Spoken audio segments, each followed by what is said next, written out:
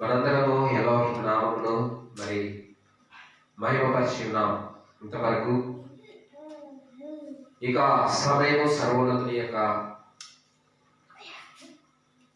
సొంతము కనుక ఈ సమయంలో మనము సద్వినియోగం చేసుకుందాం. ఆయన మనకు ఇచ్చినటువంటి యొక్క వాక్యము మనం మరి ఎన్నికలేని వారమైనప్పటికీ కూడా మా శ్రద్ధగా ఆలోచించుదాం. పరమతండ్రికి స్తోత్ర. హల్లెలూయా, హల్లెలూయా, హల్లెలూయా, హల్లెలూయా, హల్లెలూయా. ఆయన మాట మనల్ని జీవింపజేస్తుంది. ఆయన మాట మనల్ని స్వస్థపరుస్తుంది. జీవము కలిగినటువంటి ఆయన యొక్క వాక్కును మనము శ్రద్ధగా ఆలకించినప్పుడే సంపూర్ణమైన స్వస్థతను సపరేట్ అడగాల్సిన అవసరం లేదు. మనం ఎప్పుడైతే తండ్రి మాట వింటున్నామో అప్పుడే మన యొక్క దేహం అంతా స్వస్థపరచబడుతుందని సర్వోన్నతులు సెలవిచ్చారు. ఆయన నమ్మదగిన వాడు, ఆయన మాట నమ్మదగినది. కాబట్టి ప్రియమైన సహోదరులారా, మనము మాట ఆలకించడానికే సంసిద్ధంగా ఉందా?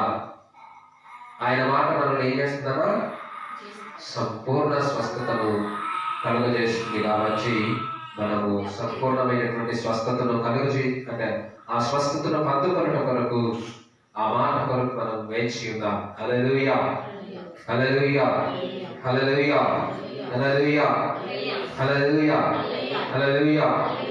మనందరం మరి వాక్య భాగంలో కింద పరిశుద్ధ గ్రంథంలో నుంచి కొన్ని మాటలు మనం జ్ఞాపకం చేసుకుందాం. హఫ్తోర భాగంలో రాజులు ప్రవక్తల గ్రంథములో నుంచి రాజుల గ్రంథం, మొదటి రాజుల గ్రంథంలో ఒక మాట మనం జ్ఞాపకం చేసుకుందాం. పరమ తండ్రికి స్తోత్ర. మొదటి రాజుల గ్రంథము 2వ అధ్యాయము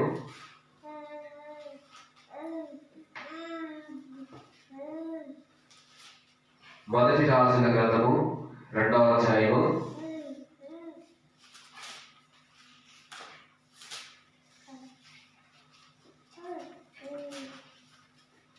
1వ వచనం నుంచి 5వ వచనం వరకు మనం చదువుకుందాం.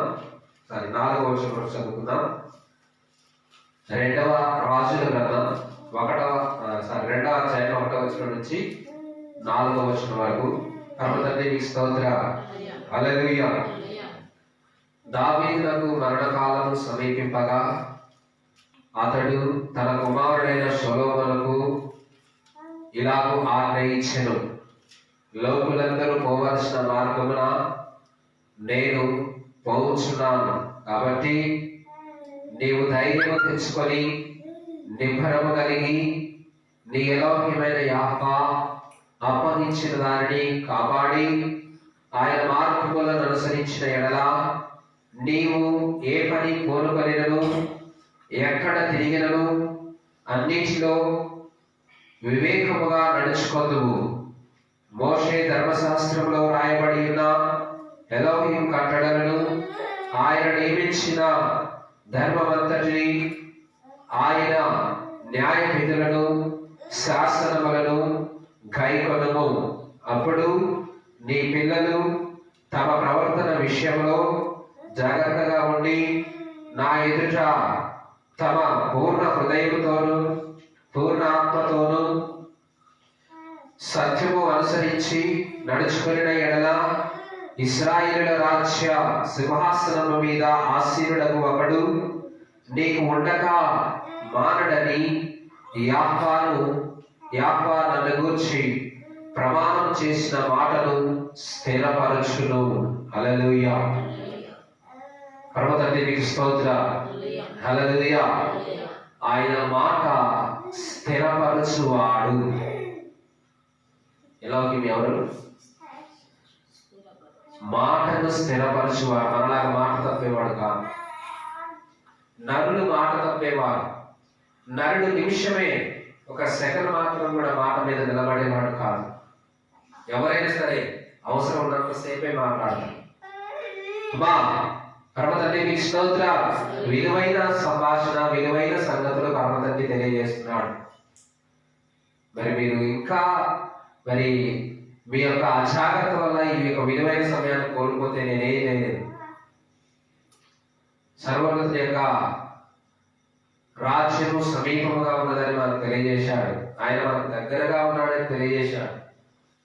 మనము ఇంకా మరి భక్తులమై ఉంటే మనంత దౌర్భాగ్యులుగా ప్రపంచంలో ఉండరు.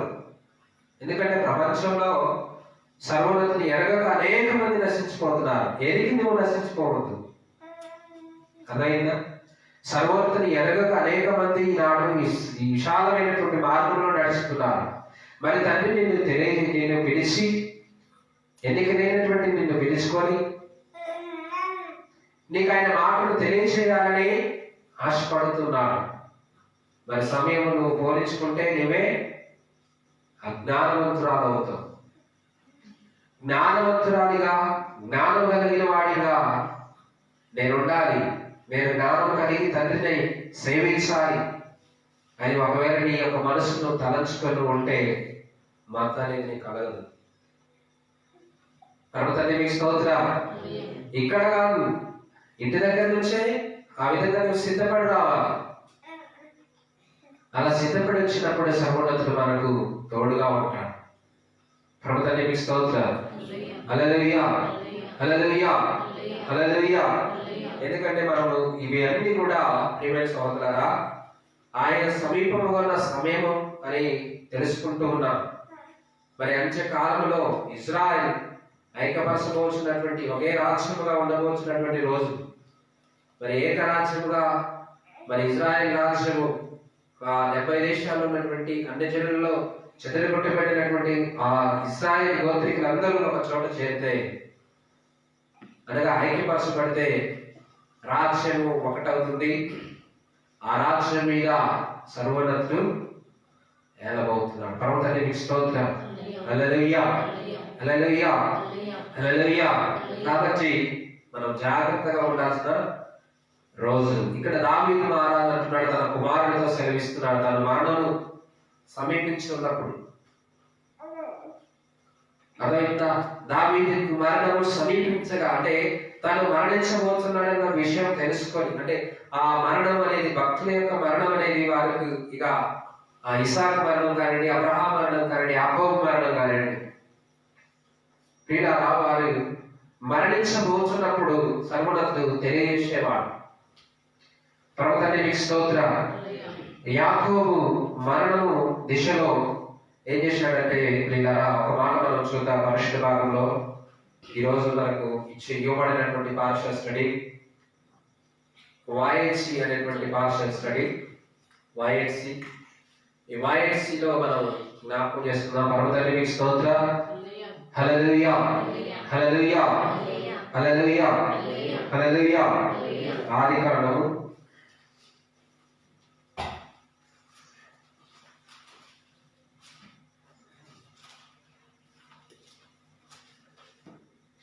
49వ అధ్యాయం. ఆదికాండము 49వ అధ్యాయం. పరమతండ్రి మీకు స్తోత్రం. హల్లెలూయా. యాకోబు తన కుమారులను పిలిచి ఇట్లనెను. ఆదికాండం 49వ అధ్యాయం 1వ వచనం. యాకోబు తన కుమారులను పిలిచి ఇట్లనెను, మీరు కూడి రండి, అంత్య దినములలో మీకు సంభవింపబో సంగతులను మీకు తెలియజేసేదను. యాకోబు కుమారులారా, కూడి వచ్చి ఆలకించుడి, నీ తండ్రి అయిన ఇశ్రాయేలు మాట వినుడి. హల్లెలూయా, హల్లెలూయా. ఆయన మాటను స్థిరపరచువాడని మనం నేర్చుకుంటున్నాం. ఏ సమయాల్లో ఆయన మాటను స్థిరపరిచాడు అన్నది కూడా మీకు తెలియజేస్తాను. ఎందుకంటే ఆయన మాట స్థిరపరచువాడని చెప్పుకుంటున్నాం కాబట్టి ఆయన గతంలో మరి నెరవేర్చాడా నెరవేర్చలేదా అన్నది కూడా మీకు అర్థం కావాలి. ప్రభుత్వాన్ని మీకు స్తోత్రం. హల్లెలూయా, హల్లెలూయా. నోటి మాటగా మాట స్థిరపరచువాడని చెప్తున్నాం కానీ మరి ఆయన ఒకవేళ మరి ఇంతకు ముందు స్థిరపరిచాడా, మరి వస్తున్నటువంటి ఆ దినములు కూడా స్థిరపరుస్తాడా లేదా అన్నది కూడా మనం జ్ఞాపకం చేసుకోవాలి. పరమతండ్రి మీకు స్తోత్రం. అంత్య దినములలో మీకు సంభవించబో సంగతులు మీకు తెలియజేస్తుందని ఇక్కడ యాకోబు తన పిల్లలను పిలుచుకొని చెప్తున్నాడు. అందుకనే యాకోబు పిల్లలారా రండి. హల్లెలూయా. ఈ యాకోబు సంతానము చెందినటువంటి వారు కాబట్టి, యాకోబు పిల్లలైనటువంటి వారు కాబట్టి మనందరం కూడా ఆలకించాల్సిన సమయం. ఎందుకంటే ఆయన ఆ మాటను స్థిరపరచువాడు. తర్వాత నీకు స్తోత్రం. దావీదు మరణము అయ్యేటప్పుడు తన కుమారుడు సొలొమోనును పిలుచుకొని, అయ్యా నీవు పూర్ణ హృదయంతో పూర్ణాత్మతో సర్వోన్నతిని సేవించగలిగితే నీ యొక్క వెనుకంటే మీ కుటుంబంలో ఉన్నటువంటి వారే ఈ సింహాసనానికి ఆసీనులై ఉంటారు అని నాకు ఆ సర్వోన్నతిని సెలవించాడు. ఆ మాట ఆయన స్థిరపరుస్తాడు. ఖచ్చితంగా నువ్వేం చేయాలి? మాట ప్రకారం జీవించడానికి నువ్వు సిద్ధంగా ఉండాలని ఆ సొలొమోనుకు చెప్తూ ఉంటాడు. తర్వాత నీకు స్తోత్రం. హల్లెలూయా, హల్లెలూయా, హల్లెలూయా. ప్రియమైన సోదరులు, అందుకనే మనం దావీదు మహారాజు నరులను ఆశ్రయించుట కంటే యాపాను ఆశ్రయించడమే. ఎందుకంటే ఆయన ఒక మాట ఇచ్చాడంటే ప్రియులరా, ఆ మాట ఎంత మాత్రమో ఆయన పెదవుల నుండి వచ్చేటువంటి మాట ఎంత మాత్రం కూడా రద్దు పరచజాలదు. ప్రభుత్వ దేవికి స్తోత్రం. కీర్తన గ్రంథము 89వ అధ్యాయము 34 వచనం నుండి 37వ వచనం వరకు మనం చూసుకుందాం. ఒక మాట అందరూ కూడా పరిశుద్ధ గ్రంథంలో నుంచి త్వరగా మనము జ్ఞాపకం చేసుకుందాం. ప్రభుత్వ దేవికి స్తోత్రం. హల్లెలూయా. కీర్తన గ్రంథము 89వ అధ్యాయము 34వ వచనం.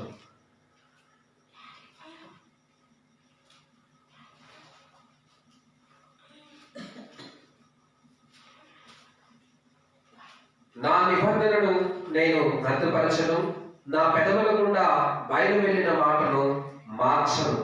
అతని సంతానము శాశ్వతముగా ఉండననియు, అతని సింహాసనము సూర్యుడున్నంత కాలము నా సన్నిధిలో ఉండననియు, చంద్రుడున్నంత కాలం అది నిలిచిననియు, మింట నుండి సాక్షి నమ్మకముగా ఉన్నట్లు అది స్థిరపరచబడిననియు, నా పరిశుద్ధతో తోడని నేను ప్రమాణము చేసి తిని.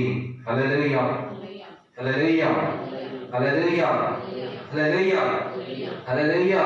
నా వీటితో నేను అబద్ధమాడను అంటున్నాడు తండ్రి. అర్థమైందా? మీ యొక్క ఆయన మీ పైన లక్ష్యం ఇచ్చాడు. మీ మన పైన ఆయన ఏం చేస్తున్నాడంటే చర్యకి ఉన్నాడు. నీవు మరపెట్టడానికి సిద్ధంగా ఉండాలి. పరమతండ్రి స్తోత్ర. హల్లెలూయా. ఆయన నీ యొక్క లక్ష్యం మీదంటే నీ మీద ఆయన లక్ష్యం ఇచ్చాడు.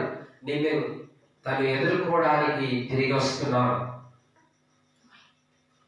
అర్థమైందమ్మా? పరమతండ్రి స్తోత్ర. హల్లెలూయా, హల్లెలూయా, హల్లెలూయా. వాళ్ళమ్మ దగ్గర వచ్చాను, వాళ్ళమ్మ దగ్గర వచ్చాను.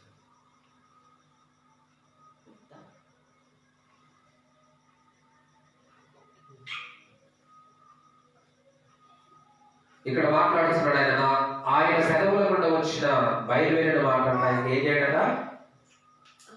ఏం చేయడన్నాడు? మార్చను అని చెప్తున్నాడు. ప్రియమైన సహోదరులారా, మరి నీతిమంతుడు కూడా ఒక మాట సామెతల గ్రంథంలో ఉంటుంది. నీతిమంతుడు మాట ఇస్తేనట నష్టం వచ్చినా తప్పిపోడట. తర్వాత మీకు స్తోత్రం. నీతిమంతుడి యొక్క మాట అంటే నీతిమంతుడు మాట ఇస్తే నష్టం కలిగినా కూడా ఆ మాట నుండి ఎంత మాత్రం జరిగిపోడండి. పరమతండ్రి మీ స్తోత్రం. హల్లెలూయా. కాబట్టి యాకోబు ఇక్కడ మాట్లాడుతున్నాడు, అబద్ధం ఆడుతుంది. ఎందుకు? ఎవరితో? దావీదుతో మాట్లాడుతున్నాడు. నా యొక్క అంటే నీ సింహాసనము సూర్యుడున్నంత కాలము నా సన్నిధిలో ఉండనని, చంద్రుడున్నంత కాలం అది నిలిచిందని మరి ఇక్కడ ఆయన మాట్లాడినటువంటి వాక్కు చేతనే ఆయన స్థిరపరచబడింది. పరమతండ్రి మీ స్తోత్రం. హల్లెలూయా. రాజుగా ఇశ్రాయేలుకు దావీదు మహారాజు 40 సంవత్సరాలు ఇశ్రాయేలు పైన పరిపాలన చేశాడు. అయితే దావీదు మహారాజు చనిపోయేటప్పుడు దావీదు కంటే మరి ఒకరు ముందుగా ఏం చేశారంటే చనిపోయేటువంటి సమయంలో దావీదు మరి వృద్ధాప్యంలో ఉన్నప్పుడు ఇశ్రాయేలు పైన రాజుగా ఉండాలని హగేలు కుమారుడైనటువంటి అదోనియా రాజుగా రెడీ అవుతున్నాడు. ఎవరంటే ఆయన ఇశ్రాయేలుకు సౌలు గారు మొదటి రాజు, తర్వాత దావీదు మహారాజు. పర్వతనేమి స్తోత్రం. దావీదు తర్వాత ఏలాల్సింది దావీదు వంశంలో నుంచి. దావీదుకు ఆయన సర్వోన్నతుడు ఇక్కడ నీ సింహాసనం ఏం చేస్తున్నాడు, సూర్యుడినంత కాలం నా సరిగా ఉంటానని ఆయన మాట ఇచ్చాడు. ప్రభుత్వానికి స్తోత్రాలు. అయితే అగేది కుమారుడైనటువంటి అదోనియా రెడీ అవుతున్నాడు రాజుగాడానికి. అన్ని సంసిద్ధం చేసుకున్నాడు, రాజ్యాన్ని తీర్చాడు. తన పక్షాన మరి గుర్రాలు రథములు అన్ని తీసుకున్నాడు. ప్రభుత్వానికి స్తోత్రాలు. ఒక రాజు కావాల్సినటువంటి అర్హతలు ఏవైతే ఉంటాయో అవన్నిటినీ సిద్ధం చేసుకున్నాడు. ఒక యాజకుడు అతని పక్షాన ఒక యాజకుడు తీసుకొచ్చాడు అభిషేకం చేయడానికి. హల్లెలూయా. కానీ ఆ సమయంలో ఏం జరిగిందంటే ప్రియులారా, ఒకసారి చూద్దాం రాజుల గ్రంథంలో. ప్రభుత్వానికి స్తోత్రాలు.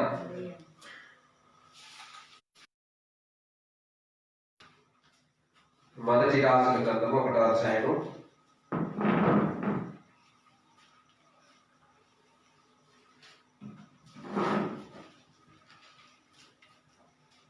1వ స్తోత్రం. హల్లెలూయా, హల్లెలూయా.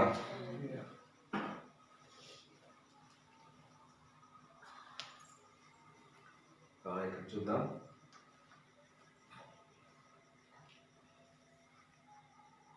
29వ వచనం చదువుదాం. 30వ వచనం. అవశ్యంగా నీ కుమారుడైన సొలొమోను నా తర్వాత ఏలువాడై నాకు ప్రతిగా నా సింహాసనం మీద ఆసీనుడగునని ఇజ్రాయేలు యెహోవా యెహోవా నామము తోడని నేను నీకు ప్రమాణం చేసిన దానిని ఈ దినమునే నెరవేర్చుదునని చెప్పగా బత్షెబ సాగిలపడి రాజులకు నమస్కారం చేసి నా ఏలినవాడైన రాజులకు దావీదు సదాకాలము బ్రతుకునుగాక అనెను. అప్పుడు రాజైన దావీదు యాజకుడైన సాదోకును ప్రవక్త అయిన నాతానును యెహోయాదా కుమారుడైన బెనియాను నా ఎదుకు పిలువమని సెలవీయగా వారు రాజు సన్నిధికి వచ్చిరి. అంతటి రాజు, మీరు మీ ఏలినవాడైన నా సేవకులను పిలుచుకొని పోయి నా కుమారుడైన సొలొమోనును నా కచ్చర గాడిద మీద ఎక్కించి గీహోనులకు తీసుకొని పోయి యాజకుడైన సాధకులు ప్రవక్త అయిన నాతానును అక్కడ ఇశ్రాయేలు మీద రాజుగా అతన్ని పట్టాభిషేకం చేసిన తర్వాత మీరు మాకారాధన చేసి రాజైన సొలొమోను చిరంజీవి అగునుగా కానీ ప్రకటన చేయవలెను. హల్లెలూయా, హల్లెలూయా. అందుకంటే ముందుగా ఎవరు రెడీ అవుతున్నారు?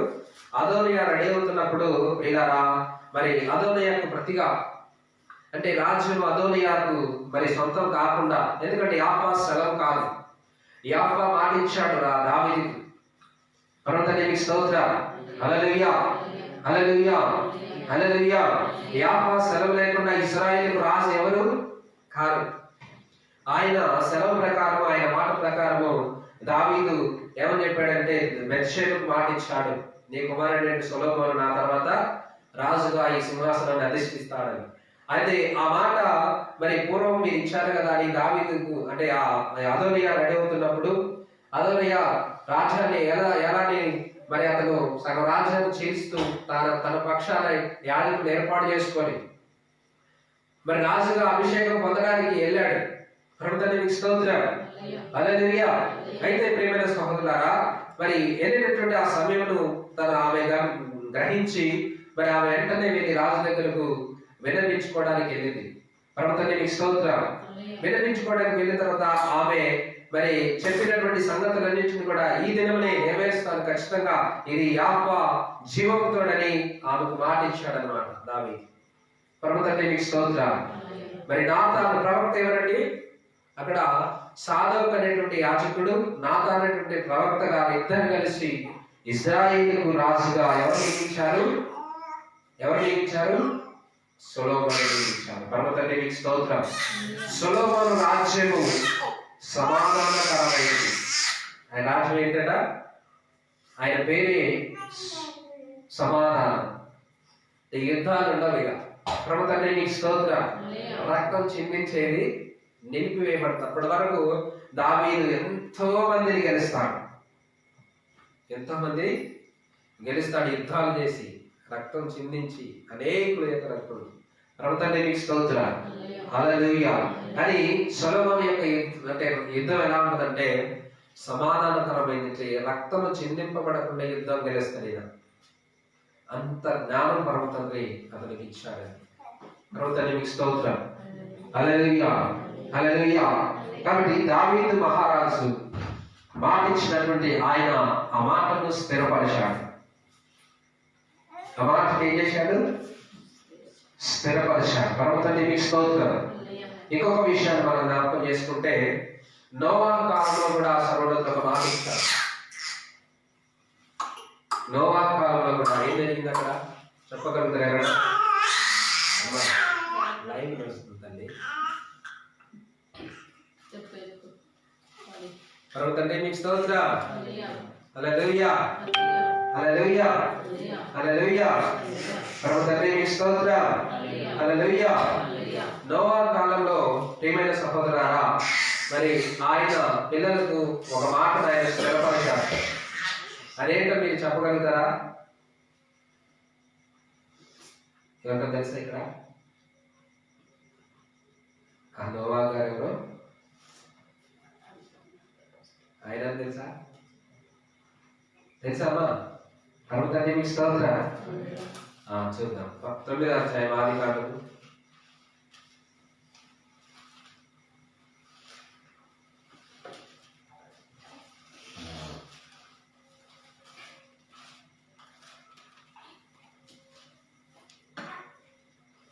ఎనిమిదవ వచనం చదువుదాం.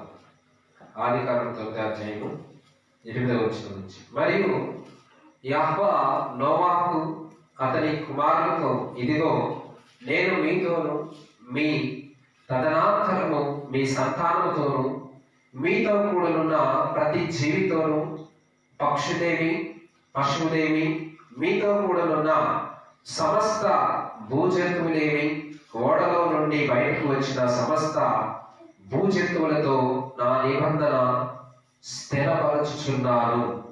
పరమ తండ్రి మీకు స్తోత్రం. హల్లెలూయా. కాబట్టి ఆయన నిబంధన స్థిరపరుస్తున్నాడు. ఎవరితో స్థిరపరుస్తున్నాడు ఆయన? నోవాహు కుమారులతో, అంటే ఓడలో ఉన్నటువంటి వారితో. ఓడలో ఆయనతో పాటు ఆయన కుటుంబంతో పాటు భూజంతువులు ఉన్నవి, పక్షులున్నవి, రాకేటి జీవులున్నవి. ప్రియులారా, ప్రతి జీవితో ఆయన ఒక నిబంధన చేశాడు. ఏంటా నిబంధన?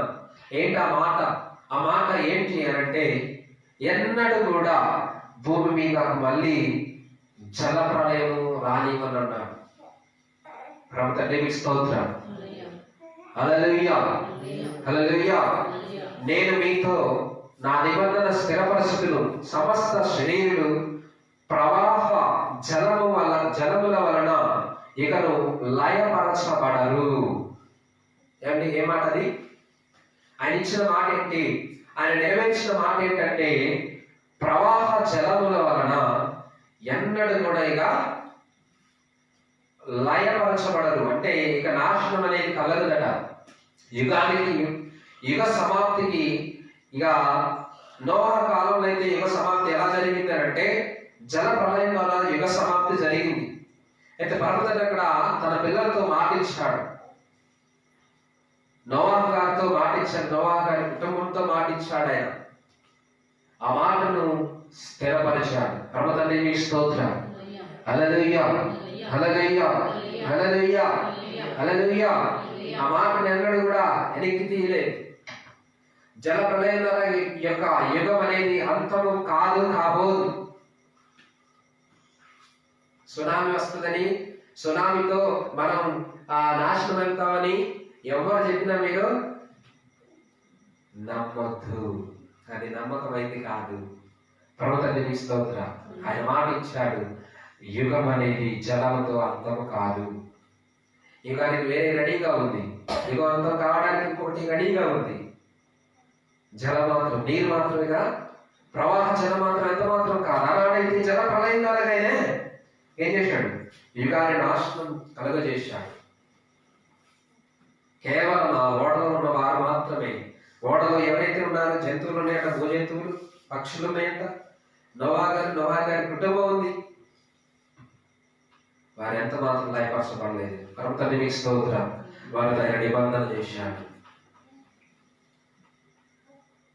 ఏంటి ఆ నిబంధనకు గుర్తేంటో ఒకటి చెప్పాడు ఆయన.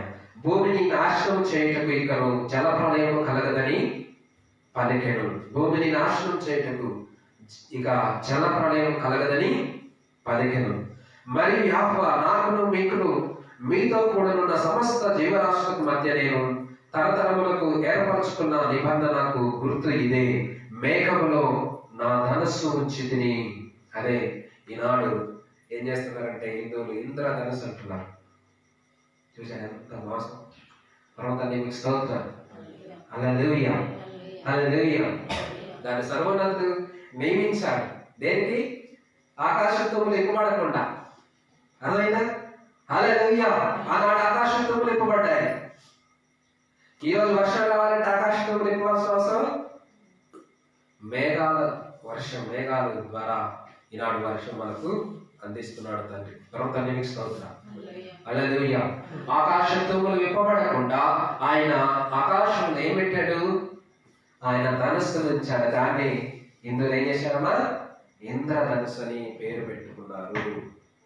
ఇంద్రుడు కాపాడుతుండే అన్న తండ్రి మీకు స్తోత్రం. హల్లెలూయా. గుర్తు ఎలోహిము ఇచ్చేటువంటి మాట ఆయన స్థిరపరచువాడు. అబ్రహాంతో ఒక మాట ఆయన ఇచ్చాడు. అబ్రహాంకు ఒక మాట ఇచ్చాడు. అబ్రహాంకి ఇచ్చినటువంటి మాటను ఒకసారి మనం చూసుకుంటే ఆదికాండంలో మనం చూద్దాం. ప్రభుత్వాన్ని మీకు స్తోత్రం. 12వ అధ్యాయము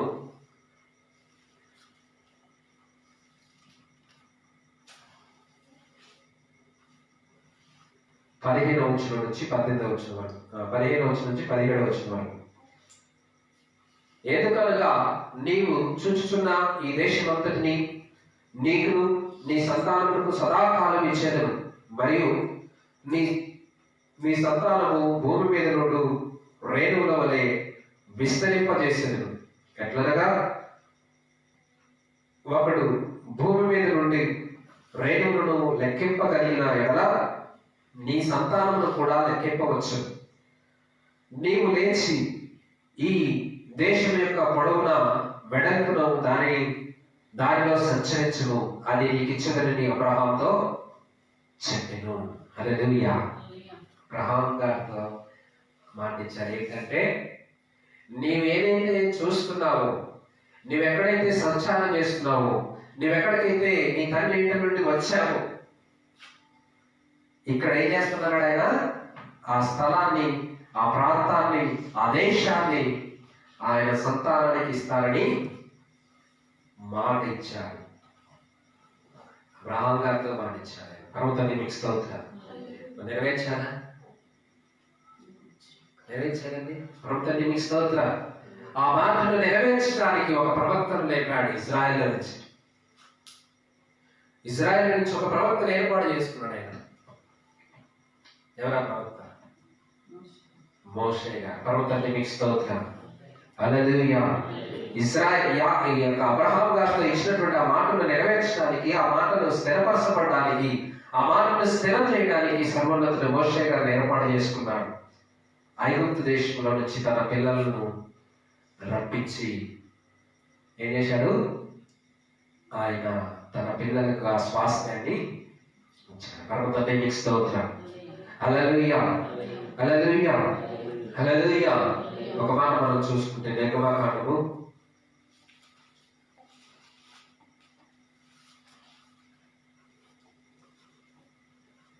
2వ అధ్యాయం 23వ వచనం. నిర్గమకాండము 2వ అధ్యాయం 23వ వచనం. ప్రభు తండ్రి మీకు స్తోత్రం. హల్లెలూయా. 24వ వచనంలో కూడా ఇక్కడ మనం జ్ఞాపకం చేసుకున్నాం. నిర్గమకాండము 2వ అధ్యాయము 24వ వచనం. కాగా ఎలోహిం వారి మూలుగును విని అబ్రహాము, ఇస్సాకు, యాకోబులతో తాను చేసిన నిబంధనను జ్ఞాపకము చేసుకొనెను. యెహోవా ఇశ్రాయేలును చూచెను, యెహోవా వారి యందు లక్ష్యముంచెను. హల్లెలూయా, హల్లెలూయా. ఆయన చూస్తున్నాడు. వారి మూలుగును వింటున్నారు.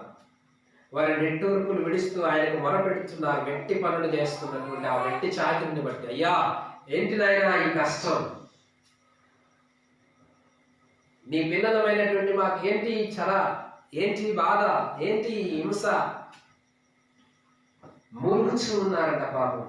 ఆ కష్టాన్ని పడలేక పరమ తండ్రికి స్తోత్రం. హల్లెలూయా. ఇటుకలు తయారు చేయడం మీకు తెలుసుగా? ఇటుకలు ఎలా తయారు చేస్తారు? ఇటుకలు తయారు చేసేవాడిని అమ్మాయి ఐగుప్తు దేశంలో ఇశ్రాయేలు యొక్క పని ఇటుకలు తయారు చేయడం. పరమ తండ్రికి స్తోత్రం. ఇటుకలు తయారు చేయడం మీకు ఎంత కష్టమో మీకు తెలుసు. మట్టి తీసుకురావాలి.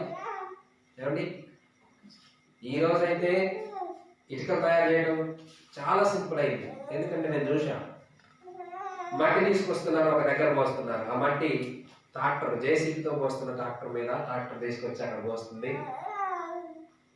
పోసినటువంటి మట్టిని ట్రాక్టరే దమ్ము చేస్తుంది, అంటే మెత్తగా చేస్తుంది ట్రాక్టరే. ఇక మనుషులతో ఏం పని లేదు. మళ్ళీ దాన్ని తీసుకుపోవడానికి బండ్లే. అప్పుడైతే మోసుకెళ్ళేవారు, ఇప్పుడే బండ్లు. తర్వాత మీకు స్తోత్రం. అంత చుక్కన అయిపోయింది అన్నమాట టెక్నాలజీ. అయితే అప్పుడు ఉన్నటువంటి కష్టం ఏంటంటే వాళ్ళే మట్టి తీసుకొని రావాలి, వాళ్ళే ఆ మట్టిని తొక్కాలి, వాళ్ళే మట్టిని మెత్తగా చేసుకోవాలి, ఆ మట్టి ఇటుకలుగా చేసుకోవాలి, ఆ ఇటుకలను పేర్చి మళ్ళీ వాళ్ళ వరి పంట తీసుకొచ్చేది వాళ్ళే, అన్ని వాళ్ళే సమకూర్చి ఒక దినంలో ఆ రాజు ఎంతవరకు తప్పు చెప్తున్నా అంత పని వాళ్ళు జరిగించాల్సిందే. జరిగించకపోతే వారికి కొరడా దెబ్బలు తప్పేగా. పరమ తండ్రి మీకు స్తోత్రం. వాళ్ళకి అప్పగించినట్టు ఇప్పుడు 1000 ఇటుకలు చేయాలనుకున్నాడు అనుకో, 1000 ఇటుకలు చేయాలని ఆ రాజు చెప్తే ఆ రాజు ఆ 1000 ఇటుకలు ఖచ్చితంగా ఎంత కష్టమైనా అంత నిట్టూర్పు అన్నమాట. అంతటి నిట్టూర్పు నుంచి వారు ఆ కష్టాన్ని పడలేక సర్వోన్నతులకి మొరపెట్టుచున్నారు. పరమ తండ్రి మీకు స్తోత్రం. అయ్యా నువ్వు మాకు మాట ఇచ్చావు.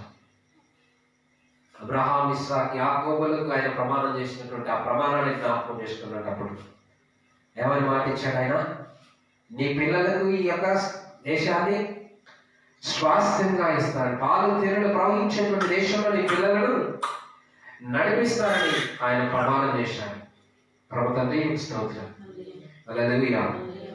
ఆ ప్రమాణం నెరవేర్చడానికి కుమారుడైనటువంటి మోషే గారిని ఆయన నియమించుకొని తన యొక్క కుమారుడి ద్వారాగా వారిని విడిపించి అనేకమైనటువంటి అద్భుతాలు, ఆశ్చర్యాలు ఆ రాజ్యం వద్ద చేసి వారిని విడిపించి వీళ్ళగా ఆయన చేసినటువంటి నిబంధనలు, ఆయన ఇచ్చినటువంటి మాటలు ఆయన వారి పక్షంగా నెరవేర్చారు. ప్రభు తండ్రికి స్తోత్రం. ద్వితీయోపదేశకాండం 31వ అధ్యాయం 6వ వచనంలో ఒక మాట జ్ఞాపకం చేసుకున్నాం. ద్వితీయోపదేశకాండం 31వ అధ్యాయం 6వ వచనం 7వ వచనం. ప్రభు తండ్రికి స్తోత్రం. హల్లెలూయా, హల్లెలూయా.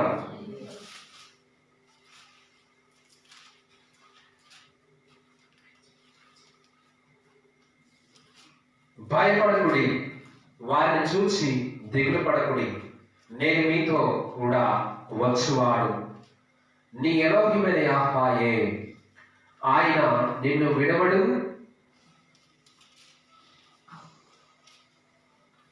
నేనెన్నడూ ఎడబాయుడు. మరియు మోషే యెహోషువను పిలిచి, నీవు నిబ్బరం కలిగి ధైర్యంగా ఉండము. యెహోవా ఈ ప్రజలకు ఇచ్చుటకు వారి పితరులతో ప్రమాణం చేసిన దేశములకు నీవు వారితో కూడా పోయి దాన్ని వారికి స్వాధీనపరచవలెను.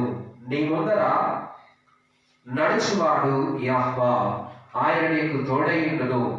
ఆయన నిన్ను విడవడు, నేనెన్నడూ ఎడబాయుడు. భయపడకుము, విస్మయం వందకమని ఇశ్రాయేలులందరి ఎదుట అతనితో చెప్పెను. హల్లెలూయా. ఏం చేసింది ఇక్కడ?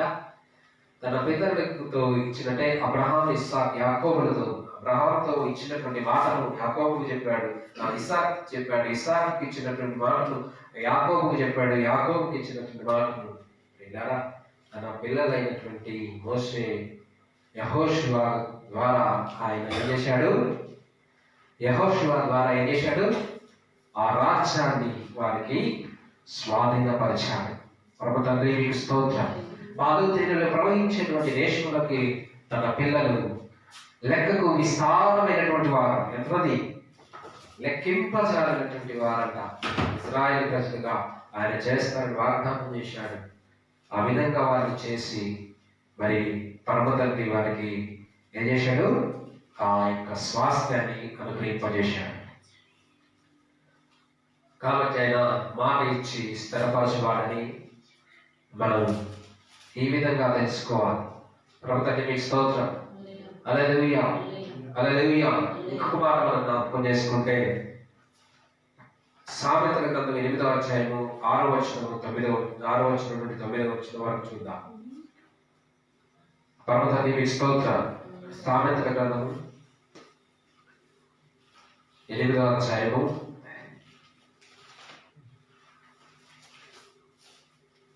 6వ వచనం నుండి 9వ వచనం వరకు. ఇక్కడ ఏమన్నాయబడిందంటే చూడండి. నేను శ్రేష్టమైన సంగతులను చెప్పేదను వినుడి. నా పెదవులు యథార్థమైన మాటలు పలుకును, నా నోరు సత్యమైన మాటలు పలుకును. దుష్టత్వము నా పెదవులకు అసహ్యము. నా నోటి మాటలన్నీ నీతి గలవి, వాటిలో మూర్ఖతైనను కుటిలతైనను లేదు. అవన్నీ వివేకి తేటగాను తెలివినందిన వారికి యథార్థముగాను ఉన్నవి. పరమ తండ్రి స్తోత్రం. హల్లెలూయా. ఆయన మాట చూడండి, ఆయన పెదవుల యొక్క మాట అంతా యథార్థమైనటువంటి మాటలు. ఏమండి, ఆయన ఇచ్చినటువంటి మాటలు ఎన్నడూ కూడా తప్పిపోయినా. అందుకని ఆకాశం భూమి గతించిపోయినా ఆయన మాట గతించదు. పరమ తండ్రి స్తోత్రం. ఆకాశం భూమి గతించిపోయినా ఎలోహి యొక్క మాట గతించిపోదండి. కాబట్టి ఆ మాటను స్థిరపరిచినటువంటి యాషువా మెస్సీను మనం ఏం చేయాలంటే చివరిగా ఒక మాట చూసుకొని మనం ప్రార్థన చేసుకుందాం. ఆయన యొక్క పెదవులు యథార్థమైన మాటలు పలుకుతున్నాయి. ఆయన నోరు ఎంత మాత్రం కూడా ఇలా మూర్ఖత లేదు. ఆయన నోటి నుండి వచ్చేటువంటి మాటలో కుటిలత లేదు. అవన్నీ కూడా వివేకి తేటగా ఉంటాయి. వివేకి అంటే ఎలోహింను అనుసరించే వారికి ఆయన యొక్క మాటను మధురంగా మరి అతను తీసుకుంటాడు. అదే భక్తిహీనుడు అనుకోండి, ఆ మాట వాళ్ళకి అర్థం కాదు. ఆయన మాట ఇచ్చాడంట, స్థిరపరిచాడంట అనేటువంటి ఆందోళనకు గురవుతారు. పరమ తండ్రి స్తోత్రం. అదే ఆయన మీద నమ్మకం ఉంచిన వాడైతే, అవును నోవా కాలంలో తండ్రి తన పిల్లలతో ఆయన చెప్పాడు, ఇక జల ప్రళయం ద్వారా ఆయన ఏం చేయనని భూమికి అంతం కలుగ చేయనని చెప్పాడు. కాబట్టి అవును అది నమ్మదగినది. ఎవరు నమ్ముతారు అంటే ఆయనను విశ్వసించేవారు, అంటే ఆయన మీద నమ్మకం ఉంచేవారు మాత్రమే ఈ మాటను నమ్మగలుగుతారు. తండ్రి మీకు స్తోత్రం. హల్లెలూయా, హల్లెలూయా, హల్లెలూయా. ఎక్కడో చిన్న సునామీ, తుఫానులు లేదా అలలు వచ్చినటువంటి ఆ సముద్రాలు పొంగితే అవును ఇక జల ప్రళయం వస్తుంది, నాశనం అవుతాము అనేటువంటి ఆ మహత్వం అదంతా కూడా అపోహ. పరమ తండ్రి మీకు స్తోత్రం. ఆయన యొక్క రాకడలో చెప్పాడు, ఆయన రాకడలో ఏం జరుగుతుందా, అక్కడక్కడ భూకంపాలు, అక్కడక్కడ కరువులు, ఇవన్నీ ఉన్నాయా అంటే జరుగుతున్నాయా జరగట్లేదా? భూకంపాలు వస్తున్నాయి, కరువులు వస్తున్నాయి. ఇవన్నీ కూడా రాకడకు సమీపమైనటువంటి రోజులలో మనం ఉన్నాం. కాబట్టి మనము ఆయన మాట ఇచ్చేటువంటి వాడు, ఇచ్చిన మాటను ఏం చేస్తాడు? స్థిరపరచువాడు. కాబట్టి మన పక్షంలో ఆయన మాట ఇచ్చాడు. ఏమని మాట ఇచ్చాడు? నేను నీకు ఏ మాట ఇచ్చాడు? నీకు ఏ మాట ఇచ్చాడమ్మా? పరమ తండ్రి మీకు స్తోత్రం. హల్లెలూయా, హల్లెలూయా, హల్లెలూయా, హల్లెలూయా. మడతా మత్సరాలు కలకములైనటువంటి వధువుగా నువ్వు సిద్ధపడితే నిన్ను ఆయన ఎత్తుకెళ్తాడు. పరమ తండ్రి మీకు స్తోత్రం. ఆయన ఇచ్చినటువంటి అమానను ఆయన స్థిరపరచడానికి లోకానికి ఆయన మరలా రాబోతున్నాడు. వచ్చి నీకు ఆ మాట ఇచ్చాడు, నేను తీసుకుపోతాను. హల్లెలూయా, హల్లెలూయా. ఆ మాట అంత నమ్మదగినది. ఏమండి? పరమ తండ్రి మీకు స్తోత్రం. హల్లెలూయా. కాబట్టి ఇంకా ఎవరైనా అపనమ్మకం ఉన్నట్టయితే మీరు నమ్మండి, ఆయన నీ కోసం ఏం చేస్తాడు? ఏం చేస్తాడండి? పరమ తండ్రి మీకు స్తోత్రం. హల్లెలూయా, హల్లెలూయా, హల్లెలూయా, హల్లెలూయా, హల్లెలూయా, హల్లెలూయా, హల్లెలూయా. ఒక మాట మనం జ్ఞాపకం చేసుకుందాం. పరమగీతము 2వ అధ్యాయము, పరమగీతము 2వ అధ్యాయము 8వ వచనం జ్ఞాపకం చేసుకున్నాం. ఆలకించుడి, నా ప్రియుని స్వరము వినబడుచున్నది, ఇదిగో అతడు వచ్చుచున్నాడు. ఆలకించుడి, నా ప్రియుని స్వరము వినబడుచున్నది, ఇదిగో అతడు వచ్చుచున్నాడు. గంతులు వేయించు, కొండల మీదను ఎగసి దాటుచు, మెట్టల మీదను అతడు వచ్చుచున్నాడు. తండ్రి మీ స్తోత్రం. హల్లెలూయా, హల్లెలూయా. ఏం చేస్తుందండి? ఏం చేస్తున్నాడు? గంతులు వేయించు, కొండల మీద ఎగసి దాటుతూ మెట్టల మీద ఎవరు వస్తున్నారు? నిన్ను ఎదుర్కోవడానికి నీ ప్రియుడు వస్తున్నాడు. మరి నువ్వు ప్రియురాలుగా పరమ తండ్రి నీకు స్తోత్రం. హల్లెలూయా. ఇంకొక మాట మనం జ్ఞాపకం చేసుకుందాం. తెస్సలోనికీయులకు రాసిన పత్రిక, మొదటి తెస్సలోనికీయులకు రాసిన పత్రిక 3వ అధ్యాయం 3వ వచనం. ఇక్కడ స్పష్టంగా తెలియజేయబడుతున్నారు ఒక మాట. అపోస్తలుడైన సౌలు గారు ఒక మాట మాట్లాడుతున్నాడు. పరమ తండ్రి నీకు స్తోత్రం. హల్లెలూయా, హల్లెలూయా. మొదటి తెస్సలోనికీయులకు రాసిన పత్రిక 3వ అధ్యాయము, మొదటి కాదు రెండవ తెస్సలోనికీయులకు రాసిన పత్రిక 3వ అధ్యాయము 3వ వచనం. చూడండి ప్రియులా, మొదటి తెస్సలోనికీయులకు రాసిన రెండవ తెస్సలోనికీయులకు రాసిన పత్రిక 2వ పత్రిక 3వ అధ్యాయము 3వ వచనం. పరమ తండ్రి నీకు స్తోత్రం. హల్లెలూయా, హల్లెలూయా, హల్లెలూయా, హల్లెలూయా, హల్లెలూయా, హల్లెలూయా, హల్లెలూయా, హల్లెలూయా, హల్లెలూయా, హల్లెలూయా, హల్లెలూయా. 3వ వచనం. అయితే యాషువా నమ్మదగిన వాడు, ఆయన నిన్ను స్థిరపరచి దుష్టత్వము నుండి కాపాడును. పరమ తండ్రి నీకు స్తోత్రం. ఏం చేస్తున్నాడండి? ఆయన నమ్మదగిన వాడని ఇక్కడ అపోస్తలుడైన సౌలు గారు మాట్లాడుతున్నాడు. ఆయన ఏం చేస్తున్నాడంట? మనల్ని స్థిరపరిచి దుష్టత్వం నుండి ఏం చేస్తాడట? కాపాడుతాడు. పరమ తండ్రి మీకు స్తోత్రం.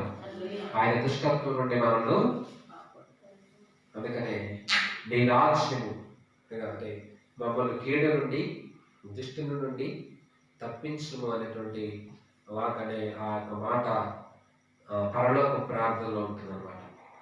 ప్రభు తండ్రికి స్తోత్రం. హల్లెలూయా, హల్లెలూయా.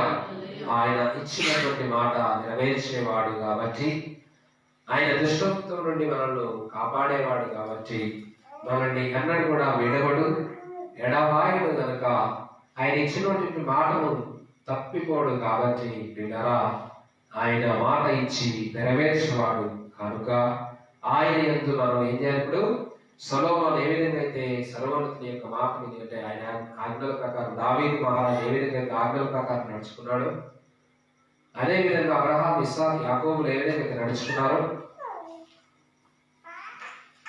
ఆయన యొక్క భక్తులు, ఆయన పిల్లలు ఏ విధంగా అయితే తండ్రి యందు భయభక్తులు కలిగి జీవించారో, ఆ విధంగా ఆ మాట కొరకు మనము జీవించి ఆయన మనకు ఇచ్చినటువంటి మాటను నెరవేర్చేవాడు కనుక, ఆ నెరవేర్చేటువంటి సమయం వచ్చేంత వరకు కూడా మన హృదయములను ఏం చేయదు?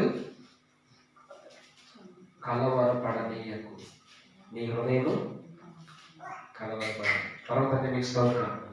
నీ హృదయం ఎంత మాత్రం కలవరపడకుండా జాగ్రత్తగా చూసుకోవాలి. పర్వతాన్ని మీకు స్తోత్రం. హల్లెలూయా. అటువంటి కృపాతాన్ని మనందరికీ అనుగ్రహించి నడిపించి ఆశీర్వదించిన కథను మోకరించిన ప్రార్థన చేద్దాం.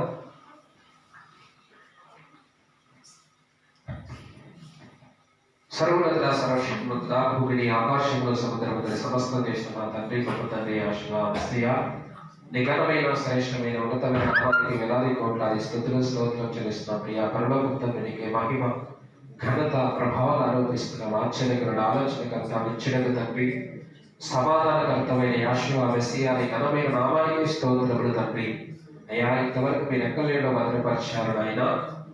మరి తండ్రి, మాట ఇచ్చేవారు మీరు తండ్రి, మీ మాటను స్థిరపరచువాడు తండ్రి నాయన.